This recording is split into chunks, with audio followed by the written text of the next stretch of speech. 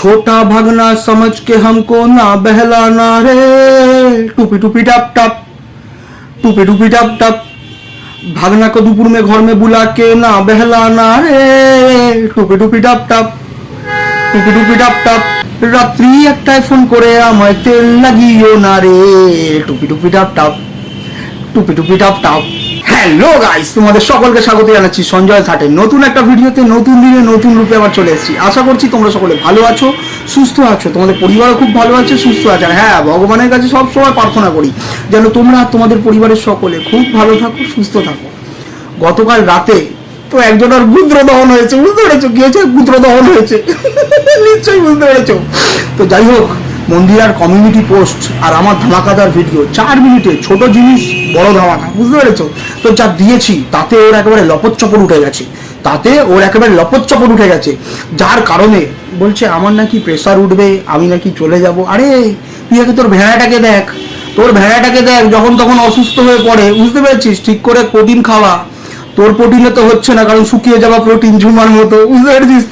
তো সেই প্রোটিনে চলছে না, প্রোটিন খাওয়া। কখন দেখবি আবার ট্রেনে ওঠার সময় যদি ঝপ করে পড়ে যায় তারপরে মুশকিল, কিন্তু বুঝেছিস? ট্রেন লাইন বলে কথা। কাল রাতে ভিডিও করেছি, বুঝতে পারলে কিনা? আমি তো একদম শান্তভাবে সুষ্ঠুভাবে একেবারে রাত্রিরে ঘুম টুম দিয়ে একেবারে শান্তিতে ঘুমাচ্ছি। রাত 1টা অবধি এই সুটকি ডাইনির, বুঝতে পেরেছো? লোকের সংসার ভাঙা ডাইনির চোখে নিদ্রা নেই, ঘুম নেই, আমাকে ফোন করে সেটিং করার চেষ্টা করছে। কেন করছো তুমি এরকম? ঠিক আছে, মানে বলতো, বুঝতে পারলে কিনা? আমি ফোন ধরিনি, জানি তো লাভখোর মাল, এ হচ্ছে লাভখোর মাল। যখন পারে না তখন হচ্ছে ফোন ফিকির করে ফোন টোন করে সেটিং করা। এর আগের বারে বলছিল না যে আমি ফোন করেছিলাম, ফোন ও করেছিল, ঠিক আছে? ফোন ও করেছিল, ওর যখনই প্রয়োজন পড়ে, যখনই ও গর্তে পড়ে, তখনই দরকার আমাকে পড়ে, বুঝতে পেরেছো?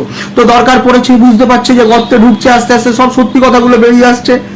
छोटा भागना समझ के हमको ना बहलाना रे, टूपी टूपी टप टप, টুপি টুপি টপ টপ। ঠিক আছে, যাই হোক। তো গতকাল রাত 1টা অবধি ঘুম নেই, নিদ্রা ছাড়া হয়ে গেছে। ঘুম টুম তো এমনিতেও নেই রাত্রে, বুঝতে পেরেছো? কারণ খুব চাপে থাকে, প্রেসারে থাকে। বলছি এত প্রেসার নিস না, শরীরটা তো শুকিয়ে যাচ্ছে। যদি কিছু তোর হয়ে যায়, বুঝতে পেরেছিস, তোকে তো মনে হয় চিতা অবধিও নিয়ে যেতে হবে না, রাস্তায় খাটে করে নিয়ে যেতে তুই হাওয়ার সাথে মিলিয়ে যাবি, বুঝতে পেরেছিস? যাই হোক, তো বলছি কি খরচাও বেঁচে যাবে। ভেরু তো খরচা বাজাচ্ছে, কারণ ওর টাকায় তো তোর জল গরম হয় না, বুঝেছিস? তো চিতা অবধি যাওয়ার পয়সাটাও বেঁচে যাবে, বুঝতে পেরেছিস? তো যাই হোক, ঘুম টুম নেই রাত্রিবেলা। আমাকে রাত্রির 1টার সময় ফোন করেছে, আর মাঝরাতে 3টের সময় কমিউনিটি পোস্ট করছে, বুঝতে পারছো? ঘুম একবার কার উড়েছে, কার শরীর খারাপ হচ্ছে। তো যাই হোক, কত আর করবি, কত আর মিথ্যে কথা বলবি? এই তো ভিডিওর আগে বুক বাজিয়ে বললি যে সোমনাথ আগে ভিডিও করেছে, তারপরে তুই করেছিস, তুই কোনো কিচ্ছু বলছিলিস না। এখন 3টে ভিডিও আমি দেখিয়ে দেওয়ার পর মাথা খারাপ হয়ে গেছে।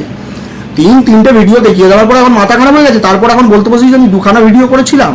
হ্যাঁ, ও যখন ওই এ নিয়ে বলেছিল, আমাকে কেস খামারি নিয়ে বলেছিল, তাই জন্য আমি ভিডিও করেছিলাম।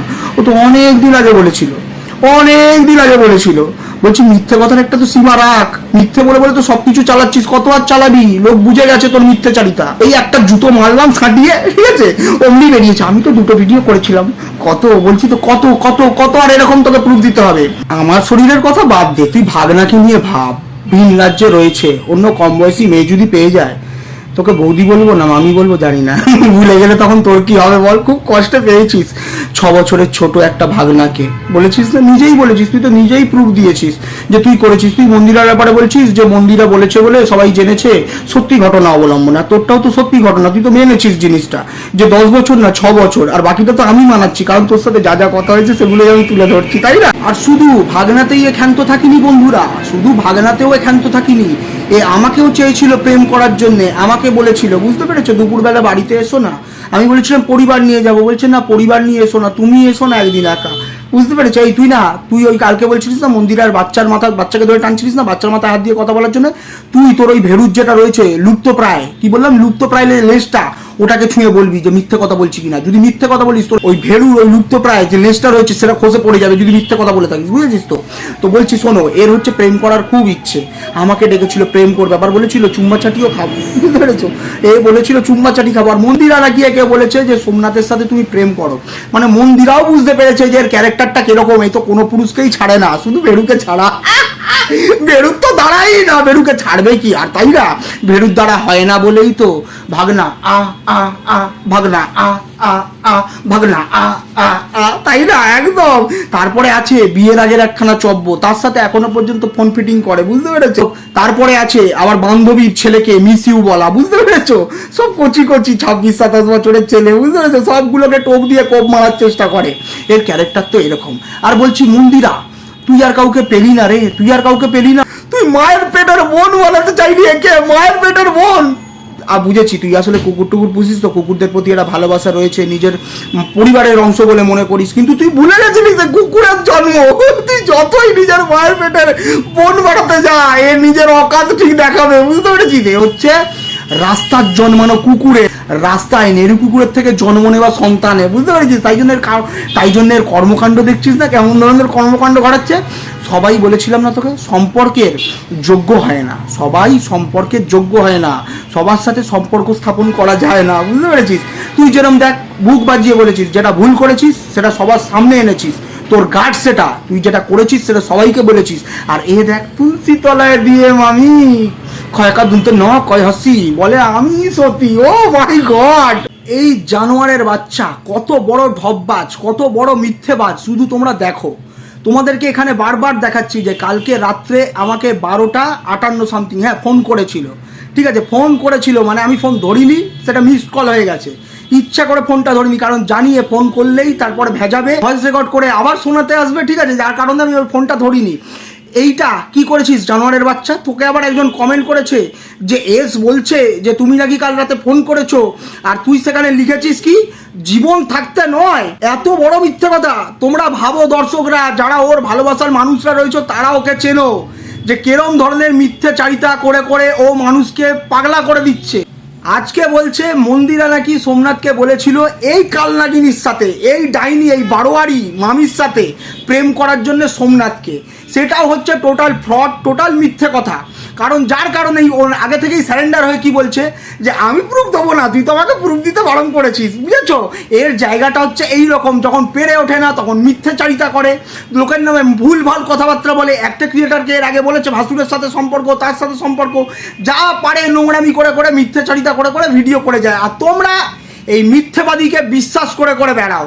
এর জানোয়ারের বাচ্চা কেমন ধরনের জানোয়ারের বাচ্চা, তাকে সব থেকে বেশি আমি ভালো করে চিনি। সে শুধু ভাগনা নয়, সে শুধু পরপুরুষ নয়, সে আমাকে পর্যন্ত নিজের প্রেমের জালে জড়াতে গেছিল, আমাকে পর্যন্ত প্রেম করার প্রলোভন দেখিয়েছিল, আমাকে পর্যন্ত খালি ঘরে ডেকেছিল, আমাকে পর্যন্ত খাবার জন্যে প্রলোভিত করেছিল, বুঝতে পেরেছো?